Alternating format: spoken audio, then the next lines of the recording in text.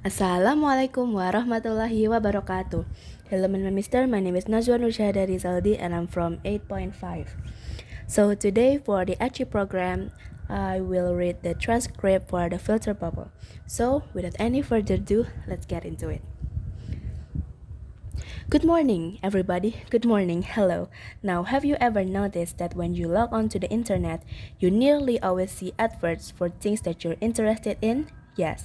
Okay. So, let's say you were looking for a new pair of trainers last week. Well, suddenly you'll see adverts for trainers all over the place. Well, believe it or not, this isn't random. The internet browsers, websites, and apps that we use know a lot about us because they monitor how we use their site or app. This way, they can work out what we like and don't like. Clever!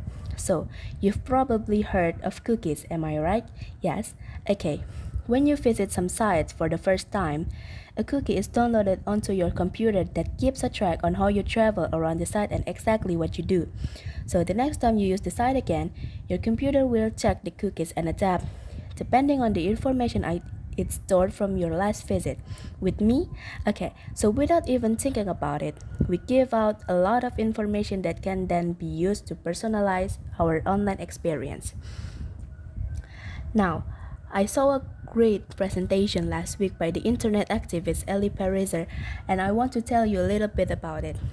He wrote a book a few years ago called The Filter Bubble, and I think it's something that we should all know about. Here's the book. We actually have it in the school library if you want to borrow it. In this talk, I'm just going to give you a little tester. Now, he likens the filter bubble to an ecosystem and he claims it is something that we should all be worried about. Now, after reading his book and watching his talk, I've got to say I agree with him. I think it's something you should all know about too. So, let me try to explain using a simple example. I imagine I support a political party. So, to keep this really simple, let's call it the Yellow Party. Okay, so let's say I have lots of friends who also support the yellows, but some of my friends supports the reds. Now, on my favorite social media site, I want to see the posts from all my friends, but I tend to click more on the links that are posted by my friends who support the yellows like me, obviously. Even so, I do still want to see what the Reds are posting about. With me? Okay. Now, a few months ago, just before the big elections, I noticed something quite weird happening on my newsfeed. I noticed that my friends who support the Red Party had almost completely disappeared from the site, and I was only being shown posts from my yellow friends. Weird. Now, I wondered if all my red friends had left the social media space and moved somewhere else.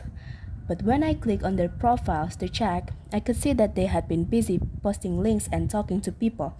But their posts were being hidden from me, and it's only now I understand why.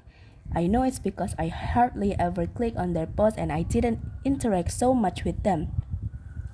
So, the social media site itself had decided for me that I wasn't interested in their posts. So they decided not to show them to me. Now, this is an example of what Ellie Pariser means by the filter bubble.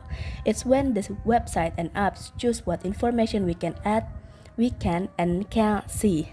Does that make sense? I think that's it. Wassalamualaikum warahmatullahi wabarakatuh.